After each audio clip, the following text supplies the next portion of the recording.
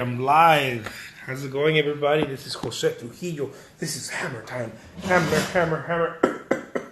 time. This is hammer time, baby.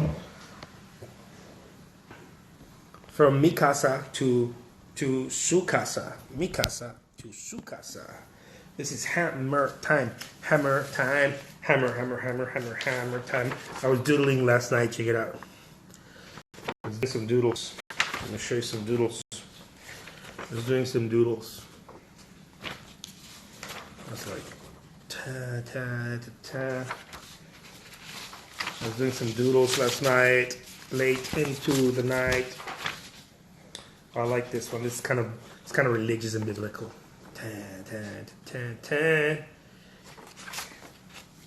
So, anyways, guys, I got all kinds of doodles I was doing. It was so much fun. It's just a pen and myself, which reminds me, I wanna remind you guys. Look, there comes a point where an artist needs to look deep inside and begin creating from the heart. And this is something that it takes time to mold, right? It takes time to mold, but that is the place where you want to create. And what I mean by that, I know it sounds kind of airy fairy. Seems kind of woo woo. There is a point in an artist's life where the artist has to paint from memory, and construct, right? Construct out of. The reason why I'm saying this, let me just take 2 steps back. The reason why I'm saying this is because it's my belief. Okay, this is just my belief. This is not written in stone. If you're an artist and you constantly need to have reference. You constantly need to have reference. You need to have reference photos. You need to have reference. Whatever, reference drawings, reference whatever. If you constantly need to have reference or be in front of something, otherwise you can't paint it. If you constantly need to have reference, I believe, this is just me, I believe getting to a high degree of a master level is going to be very difficult. This is what I think. Anyways. It will not allow you to create vast amounts of works. It will not allow you to create to be in situations where you can just shoot from the hip. Right? It will not allow you to do that unless you begin creating things from just your experiences. This is a battle that artists. I mean, I see these artists, some of the best artists out there. I see that they create from like that. Like they don't have to be looking at something. It just comes, right? It just comes. They don't have to be looking at a reference photo. They don't have to be looking at a model. They don't have to be. It just comes. And the reason why I don't think it's because it's repetitive or it's monotonous. Their work. It's because they've tapped into. They release the brakes, right? They tapped into something, so they'll sacrifice something to gain something else. They'll sacrifice maybe the right proportions or whatever. This is something that I saw a lot in Peter Paul Rubens and Rembrandt. If you see their sketches, their drawings, what turn into paintings, you can see that a lot of the stuff is just not. It's not right. It's not proportional. It's not proportional. The proportions are off. The colors are. It seems like the shadow should be somewhere else instead of there, and on and on and on. But it was orchestrated by them, right? It was orchestrated by them, and it is my belief that this cats, based on the way that they drew and their sketches, especially their sketches or their unfinished works, you can see that these cats were very, very fast.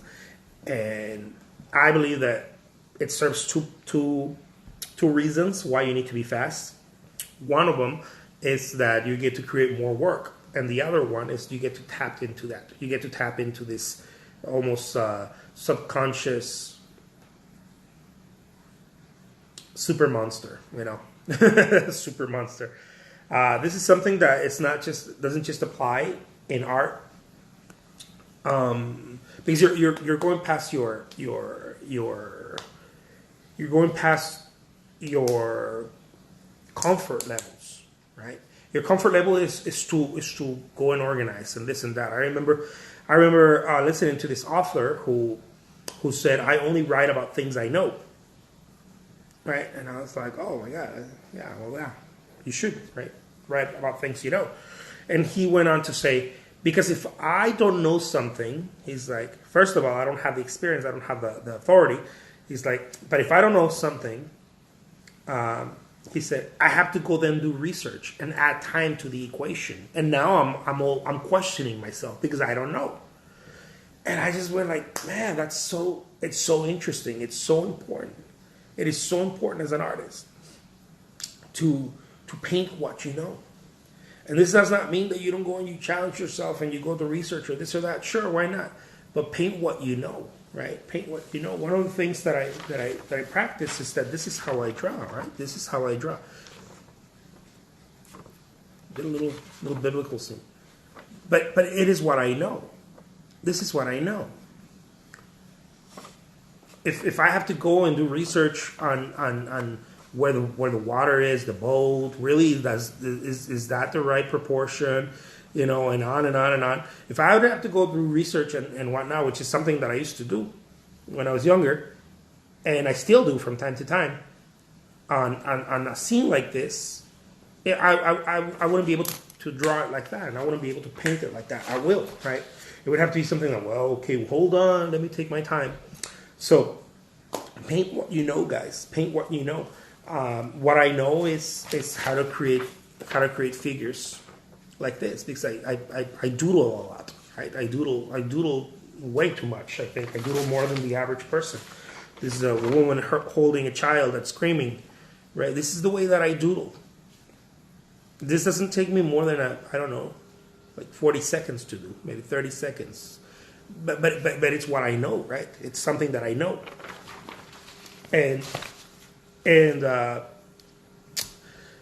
I also heard it from a mentor who's all about making phone sales and whatnot, right? His business is all about phone sales. And he said, I heard his sales department say, if you are not natural, right? If you are not you, through that line, people will pick it up. Right? People will pick up that you're not you. This does not mean that you don't have to learn things or whatnot, but you have to do you, right? You have to do you. And he went on to say, don't hang up the phone. Right? These are for people that do phone sales, right? I'm giving you guys different examples here because it's all the same thing. He said, don't hang up the phone. He's like, once you pick up the phone and you're gonna start calling, right? He was like, make sure you hang up the phone with your dialer, with your dialing hand. Hang up and then redial again. Hang up and then redial again. Never hang up the phone. This activity should not happen. He's like, when you pick up, you're gonna have this phone for the next 8 hours, right? That's how they do it. And I thought, oh man, only a master salesman would know that. This is the same thing that I know to be true in painting, right? Once you pick up the pen, you should not lift it from the paper. If you lift it from the paper, now this is the way I do it, right? This doesn't mean that that's the way everybody should do it or whatnot. But there's certain little things that you do that you keep it connected, right? You keep it connected. Because if you don't keep it connected, you're not able to move fast. And you're not able to move with flow, with speed and flow. So that's some of the stuff that I've been working on, guys. And this is what I wanted to talk to you about. Look, guys, do what you know. Do what you know. It is so damn important to do you. This is why Van Gogh was so successful at creating art, right? The other part, well, due to many other things and conditions in his personal life, wasn't able to do while he was alive. But he was very successful at creating art because he painted what he knew, right? He knew what he knew.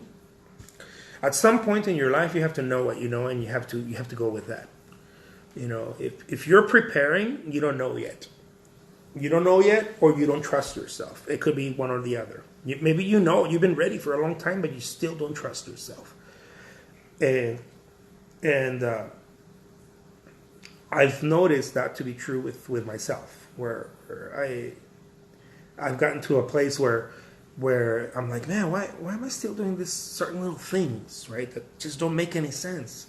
And then I just came to this realization, you know, after a few falls, a few thousand falls. Man, I think I don't trust myself, you know. I think I don't trust myself. And if you don't trust yourself, you can't really never reach greater levels, right? You can't catapult to greater levels of success, whatever that is for you in your career. You need to learn how to trust yourself.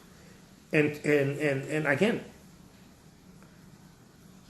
you can only do you, right? You can only do you. You can't do someone else. It's impossible to do someone else. And I believe that this is the thing that stops us in our tracks. It stops us in our tracks, like what people would think about us, how we would be perceived, and on and on and on. And I think that these are all the stoppers. These are the stoppers. If you're an artist and you're thinking about, man, but I want people to see that I really do great and whatnot, and it has to look a certain way, and it has to be this, and you know, whatever your art form is, ask yourself, is there a more liberating way of doing this? Right? Just ask yourself that question. Is there a more liberating way of doing what I'm doing? Is there the chance, or can there be the chance that I am not liberating myself? That I'm latched on to an idea? Libertad, like William Wallace said. Libertad, freedom. Is there a chance that you are just holding yourself back? I'm not saying this. This may not be true to you. This is sure as hell true to me. The way I create artwork holds me back. The way I create artwork, I should be running at a faster speed. Keith Harington is one of the great examples. Look at the way the cat painted. Picasso's another one. Picasso didn't do much doodle. He was very straightforward, right? Very straightforward. But it was very fast. Man, one of the best examples I have today is Mr. Doodle. He's a blogger. You can find him on Instagram. Look at this cat. Look how this cat draws. Just pay attention to how he draws. It is so direct. He's a fucking master at it. You know, it's so direct. Because he's doing him, right? I mean, of course, the work reminds me of Keith Harington, but whatever. That's not the point. The point is that he's doing him. This could look like everyone else's, but I'm doing me, right? If I try to I don't know, like, not be me, right? I've drawn like this since I was a kid. I've been a doodler. This is the way that I do my drawings. This is the way that when I sat and I thought of an idea, this is the way that I drew. But somehow when I'm going to paint, I'm like, oh no, I can't do that. No, it has to, you know. So this is the kind of stuff that has stopped me. It stopped me in my tracks, right? It stopped me. It hasn't allowed me to really flourish, right? And I've been a full-time artist for the past 7 years. And I know that looking back now, I'm like, oh man, I really haven't done me yet. And it reminds me of a quote by one of my mentors who said, you will not find quality unless you first seek quantity. That you will not find quality unless you seek quantity. And I realized this, that in order to learn how to do something very well, you have to do it a lot. And there has to be a trust in there. You have to remove the brakes. There has to be a trust that you know what you're doing. That there's something in you that You've put your 10,000 hours. I know those watching. I know you put 10,000 hours somewhere, whether it be in paintings, in drawings, in I don't know. You put 10,000 hours somewhere. You have to trust that, and you have to. That's the. I think that this is the thing I've been missing. The trust. The thing I've been missing personally in my life. I have not trusted myself, even though I'm one fucking hell of an artist. I still hadn't moved from that. I still wanted to make it look right, as opposed to just trusting myself and allow my instincts, right, to do it. My training, my instincts, it's all going to come out, right? It's all going to come out. And do me, right? Do me. But I highly recommend, look guys, you want to see someone who is doing it right now, check out Mr. Doodle. I think his name's Mr. Doodle on Instagram. I think he's everywhere, but my son knew about him. He's like, dude, check out Mr. Doodle. I was looking at Mr. Doodle. I was like, dude, this cat's a real artist. He's a real master. You know, this cat knows how to trust himself. See, I think that artists miss this. I think artists, and you don't have to be an artist to miss this. I think every human being really misses this. But if you put all your time and you put all your effort, but you don't put trust in what you're doing, if you don't put trust, it's got to be to a point where you completely lose yourself, right? You have to you can't move with speed if you're thinking. You can't move with speed if you don't lose yourself. If you don't give yourself fully, you can't. There's no way. You can't be walking the tight rope, right? And be thinking about, oh my God, what if I fall? Or, oh, I have to pay my insurance, right? You can't do that. You got to be there. You got to be fully there, or otherwise you're going to fall. You can't do it. It's the same thing with being an artist. No, you cannot create artwork. That's why Raphael said, the Renaissance artist, the Renaissance painter, he said, when one paints, one does not think. It goes back to that, right? Because you have to lose yourself. You have to lose your personal identity, your idea of who you are, what you're supposed to paint like, and all that bullshit. This is one of the reasons I see this Renaissance artist, that when they sketched, it was always very, it came from there, right? You can tell nothing came from a model. You can tell that there was some research done and whatever, but it was very minimal. You can tell that. You can tell by the way things were moving, how the pen moves, how the pen flows. It's almost like it's an idea. It just came from the mind. It's like, oh, okay, I'm gonna do this, I'm gonna do that. There's gonna be this scene or whatever. And people like to think of it as this scientific approach and all of this stuff. And the reality, guys, is that now I don't know if it's like that for every artist. I can't say that. What I do know is that it is like that for many of the greats today. Look at the way Dali drew, Salvador Dali. People are like, oh my God, you're so photorealistic. No, those were the pieces that he did to create buzz, right?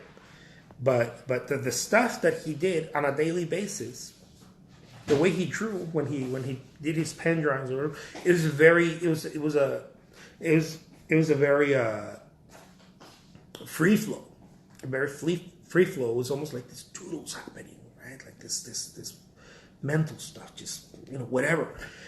And I see this common thing in all these great artists. I'm like, oh my God, man, like.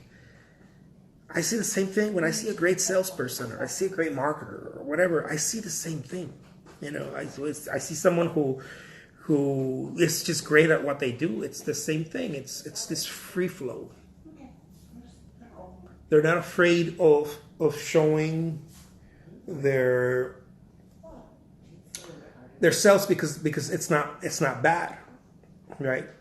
They already put in the time. They already learned how to do it. They continue to learn. They continue to research or whatever, but it is no longer important to perform. That's just to keep an edge.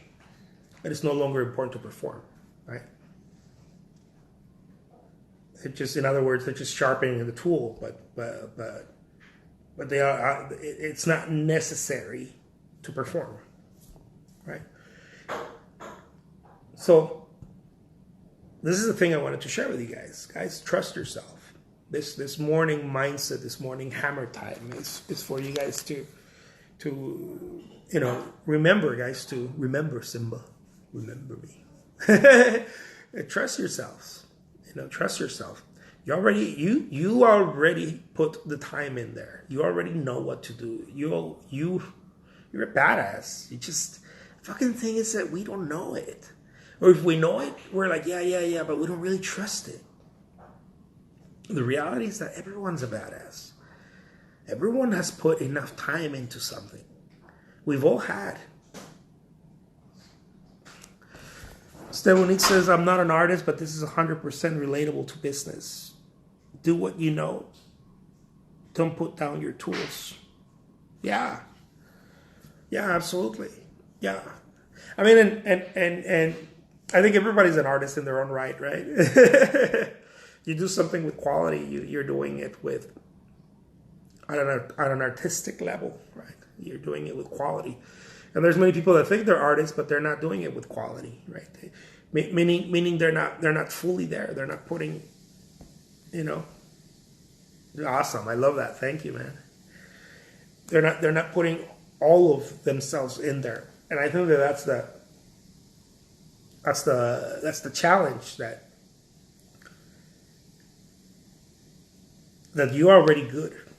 You're already so effing good, but there's this trusting.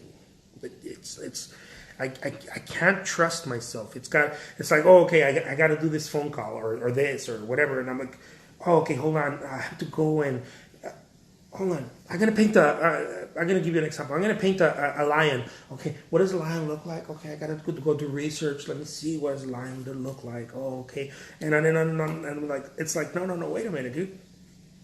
If you want to be great, you should already know what a lion looks like. Like, just look in your mind. What does a lion look like? Draw it. It's not gonna come out right, dude. You gotta do you. You gotta do you. Look inside. What does a lion look like? Okay, and then draw it, and then go for it, and then move, right? Stevanique says, thank you, my new perspective. It's my business. It's my art. Yeah. I've always seen it as my craft. Yeah. Yeah, because you mold it, right? Your business, the things that you do, you mold it, you mold it. You keep shaving and you keep adding and you're molding it until boom, baby, it just comes out. And you've already put your 10,000 hours. You've already put your 10,000 hours in it by thinking about it, writing about it, practicing it. Because practice is not just physical practice. There's a lot of stuff that happens that I didn't really understand until later in my career. I didn't really understand. There's a lot of stuff that happens. For example, I would go to sleep. You ready? Mm-hmm. I would go to sleep thinking about themes of how I was going to paint them. This happened for years. Oh, and it's going to be like this. So all of this memory is in my cloud. Let's call it that. It's in my cloud. All I have to do is pull it down and use it. Right? All I have to do is pull it down. But many times we don't trust ourselves, and we don't use all of the data we have from our 10,000 hours. We don't use it. We don't use it. This happens a lot to bloggers. I know. I've worked with a couple of bloggers, and it's like it's a thing that. It's almost this perfectionism, right? Hold on. We have to do this. We have to add time to it. We have to add time to it. And I realized that I do that myself when I'm gonna blog something or I'm gonna make a video. I have to add time to it, right? When like this ones, I shoot from the hip because I'm doing me. I'm trusting myself, right?